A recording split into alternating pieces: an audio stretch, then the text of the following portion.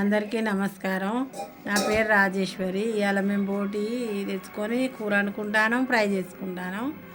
మంచిగా కడిగిన ఉడుకు నీళ్ళు ఆగబెట్టి మంచిగా కడిగి శుభ్రంగా కడిగి మళ్ళీ ఉప్పేసి పిసికి కడిగి పొయ్యి అంటి పెట్టి పొయ్యి మీద మూకుడు పెట్టిన సరిపడా నూనె పోసిన నూనెలో డైరెక్ట్ బోటి వేసి మంచిగా ఫ్రై చేసిన. ఇక గారెలు కాల్చినట్టుగా కరకర అనేటట్టు మంచిగా ఫ్రై చేసిన. నిమ్మలాగా మంట పెట్టుకుంటా సిమ్లో పెట్టి మంచిగా కరకర అనేటట్టు ఎర్రగా వేయింపాలి. వేయింపినాక పక్కకు మళ్ళీ కొంచెం మసాలా, ఉప్పు, కారం, అల్లం వెల్లిపాయ వేసి ఫ్రై చేయాలి.